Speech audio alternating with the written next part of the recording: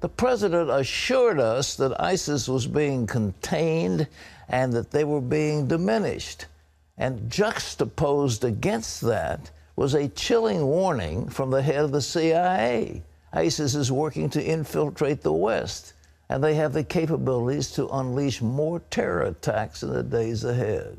So how do we prevent future attacks like the one in Orlando? As Gary Lane reports, Washington is split on that answer. An urgent and frightening warning from John Brennan on Capitol Hill Thursday. The CIA director said more Orlando-like attacks are possible. We judge that ISIL is training and attempting to deploy operatives for further attacks. ISIL has a large cadre of Western fighters who could potentially serve as operatives for attacks in the West. He said the Islamic State is exploring a variety of means for infiltration, like joining the flow of refugees into Western countries, using smuggling routes and commercial travel. Last December, President Obama said his strategy against ISIS is working. As we squeeze its heart, we'll make it harder for ISIL to pump its terror and propaganda to the rest of the world. Democrats and Republicans want to prevent future terrorist attacks in the United States, but they're miles apart on how to do that. Democrats want tougher gun laws. Republicans want the president to take tougher action against ISIS and Islamic extremists. President Obama's critics say his open border approach to immigration and poor foreign policy decisions are to blame for terrorist attacks like the Orlando massacre.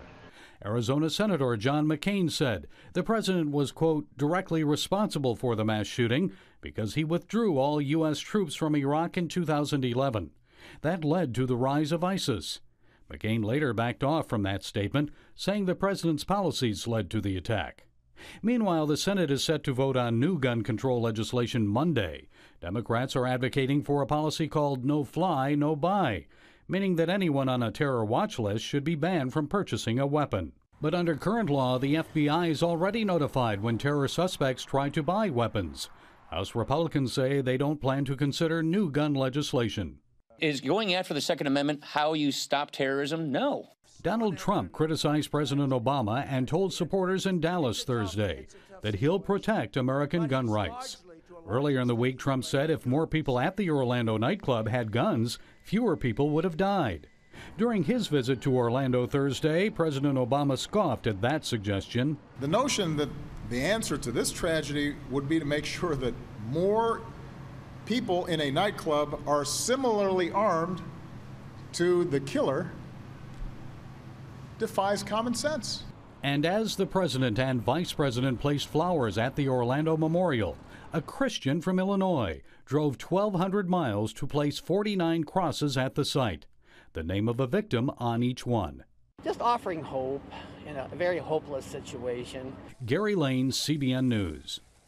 Thanks, Gary. There's a strange item in the news today. The State Department is usually considered rather dovish in its relationship with the overseas and terrorism and so forth. But today we learned that dozens of State Department officials say that President Obama's foreign policy in Syria has failed.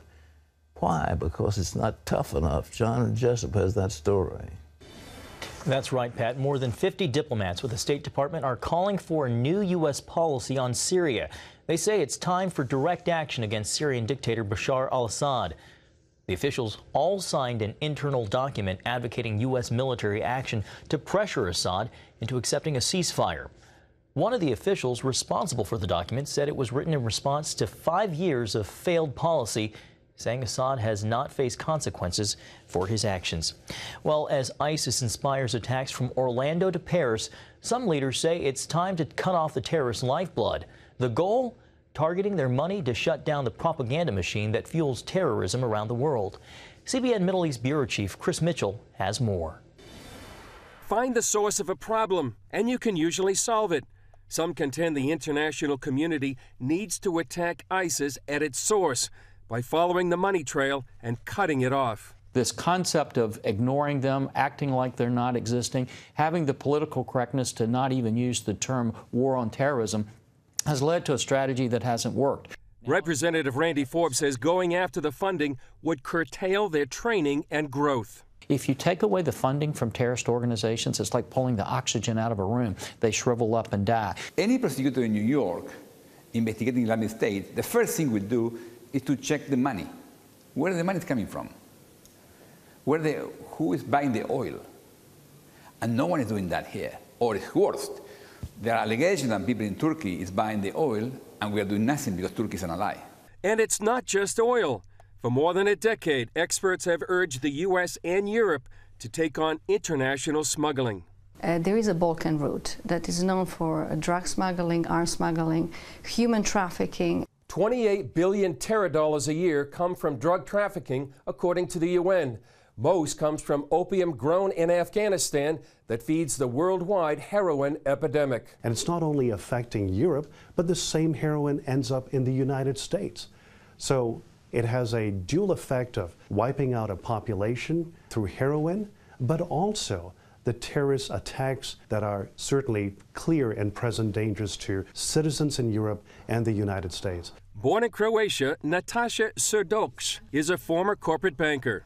Srdoc and former business executive Joel Anand Sami are behind an effort to combat corruption and organized crime in the post-communist Balkan region. The Balkans, especially Croatia, Serbia, and Bosnia, are among the worst places for smuggling. There's no rule of law. These countries don't have the rule of law.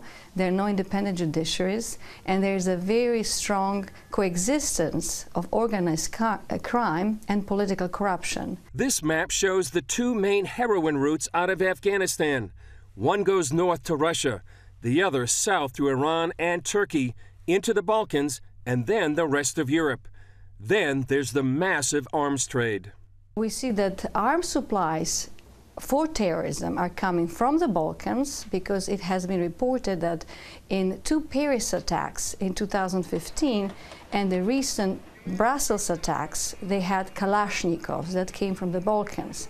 Different reports were stating that there are some 4,000 military-grade arms available in the black market, I think just in Paris. And our concern is that it is going to be so easy for WMD, weapons of mass destruction, from the region, or even beyond, say, Afghanistan, Pakistan, to come through the Balkans into European capitals, or even worse, transported to the United States. Srdoc and Anand Sami say establishing some Western-style rule of law in the Balkans would help stop the cash flow.